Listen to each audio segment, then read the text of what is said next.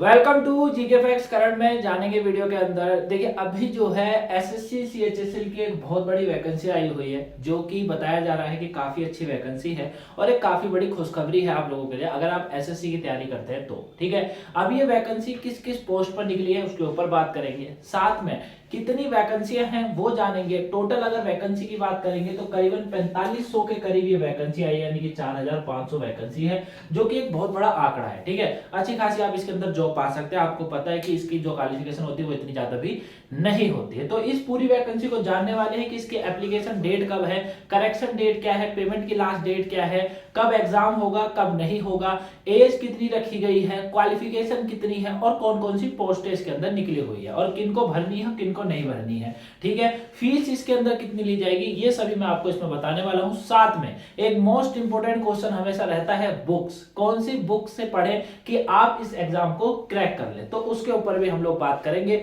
बस वीडियो को एंड तक जरूर देखिएगा और लाइक सब्सक्राइब शेयर जरूर करिएगा, जितना हो सके उतना शेयर करिएगा। क्लियर है? चलिए स्टार्ट करते हैं, एक एक करके समझते हैं। सबसे पहले हम लोग बात करें वैकेंसी क्या है, तो एसएससी यानी कि स्टाफ सिलेक्शन कमीशन, जो नए बच्चे हैं उन्हें नहीं पता होगा, जो फर्स्ट टाइम इस वैकेंसी को भरेंगे तो उन्हें मैं बता दूं, एसएससी होती है, एसएससी एक डिपार्टमेंट है। ठीक है, जिसे कर्मचारी चयन आयोग कहा जाता है हिंदी में, और स्टाफ सिलेक्शन कमीशन इसे कहा जाता है। ये अपने बिहाफ पर वैकेंसियां निकालती रहती है। जैसे आप सुनेंगे SSC Delhi police vacancy, SSC जो है SSC CHSL, SSC MTS, SSC CGL, इस तरीके से वैकेंसी निकालती रहती है अलग अलग पोस्ट में। ठीक है, तो एक डिपार्टमेंट है, जैसे यूपीएससी एक डिपार्टमेंट है, यूपीएससी एक डिपार्टमेंट है जो आईएएस आईपीएस आईएफएस जैसे एग्जाम को कंडक्ट कराती है। ठीक है ना, उसी तरीके से एसएससी है, जो कि जो एसएससी है उसने अभी जो वैकेंसी निकाली वो 10+2 के बिहाफ पे निकाली, जो कि सीएचएसएल के रूप में है। ठीक है, सीएचएसएल मतलब एक आपको लोअर वाला जो डिपार्टमेंट होता है, जैसे पीए का हो गया,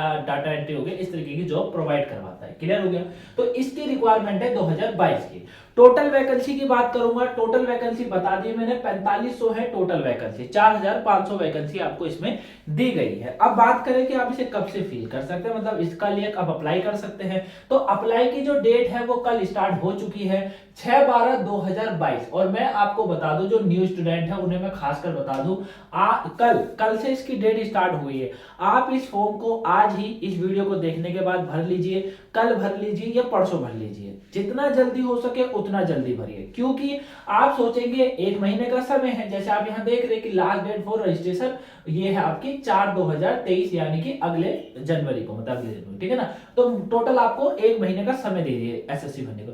लेकिन ऐसा कभी मत करिएगा, कम से कम 15 दिन के अंदर आपको ये वैकेंसी भर लेनी है, मैक्सिमम 15 दिन, क्योंकि उसके बाद साइड इतनी बेकार चलती है इसकी कि आप इसे भर ही नहीं पाओगे, कितनी भी कोशिश कर लोगे नहीं भर पाओगे। बहुत से बच्चों का जो है छूट जाता है। जैसे अभी एसएससी जीडी की वैकेंसी आई थी, उसमें बहुत सारे बच्चे अप्लाई करना चाहते हैं, लेकिन वो लास्ट टाइम पर अप्लाई करने गए और जब जो है साइड ने अपना साथ, मतलब वो बिल्कुल साइड चलती नहीं है, बिल्कुल बंद रहती है हमेशा। ठीक है, तो ये चीज है, याद रखिएगा 15 दिन के अंदर फॉर्म आपको भर लेना है। अच्छी वैकेंसी है।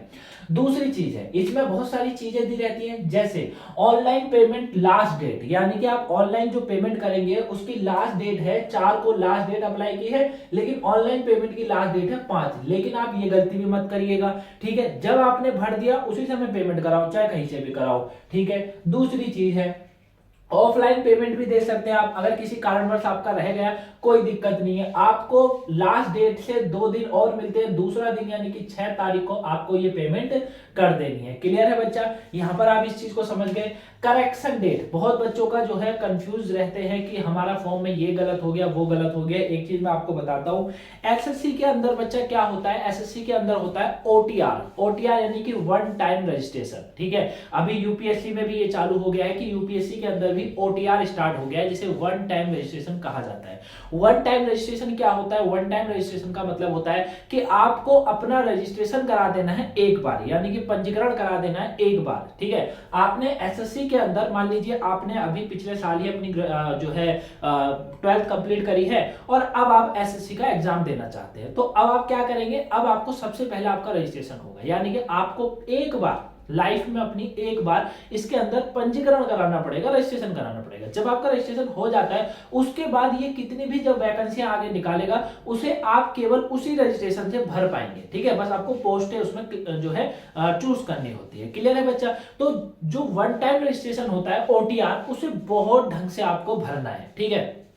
अपने से कोशिश मत करिएगा, अगर आप एक न्यू तैयारी पे लगे हुए हैं गवर्नमेंट सर्विस की, तो आपको अपने आप से नहीं भरना है, आपको साइबर कैफे में जाके उस फॉर्म को फिल करना है, भरना है, ठीक है। ये मेरी आपसे रिक्वेस्ट है, क्योंकि अपने आप खराब कर दोगे गलत हो जाएगा, समझ भी नहीं आएगा फिर, ठीक है ना। क्योंकि थोड़ा कंफ्यूजन वाला जो है इसका थोड़ा जो फॉर्म होता है वो लंबा होता है, तो इसलिए मैं आपको बता रहा हूँ, ठीक है। बाकी आप करेक्शन डेट अगर मान लीजिए उसके बाद भी कुछ गलत हो गया, ऑनलाइन में भी आपने साइबर कैफे से मंगाया उनसे कुछ गलत हो गया, तो भी आप क्या करा सकते हैं, 9 से लेकर 10 जनवरी 2023 तक उस करेक्शन डेट को ठीक कर सकते हैं। मतलब उस जो भी आपने गलत भर दिया है ऑनलाइन वाले ने, उसे आप फिर ठीक कर सकते हैं, लेकिन आपको फॉर्म भरते समय अच्छे से ध्यान रखना है। इसका ऑनलाइन एग्जाम की डेट दे दी गई है। फर्स्ट एग्जाम जो होगा आपका वो फेब और मार्च 2023 के मंथ में होने वाला है, यानी कि जनवरी और फरवरी फेब और मार्च में बताया गया है कि आपका ऑनलाइन एग्जाम हो जाएगा। और second exam as per detail बताया गया है, एज पर शेड्यूल बताया गया है कि जैसा होगा वो आपको बता दिया जाएगा मेल के थ्रू या मैसेज के थ्रू, ठीक है। तो ये वाली डिटेल आपको अच्छे से समझ लेनी है कि भैया हमारे पास ये सारी जो है डेट्स है, ये सारा समय है, ठीक है।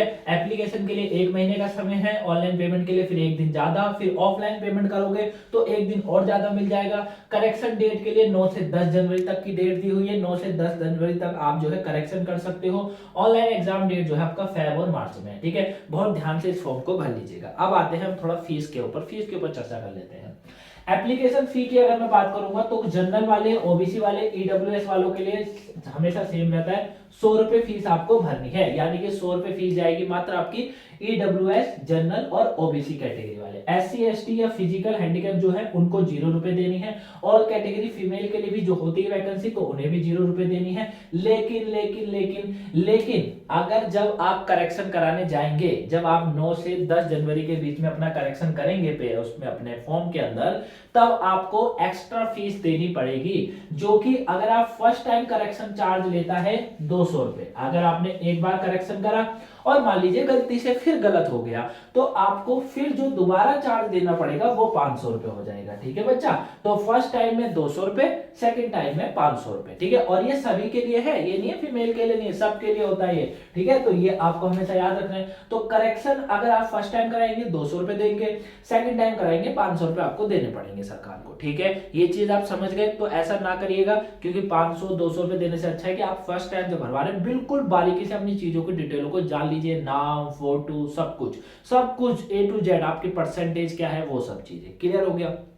अब बात करते हैं एज लिमिट क्या है, इसकी मैक्सिमम कितने एज वाले फॉर्म को भर सकते हैं।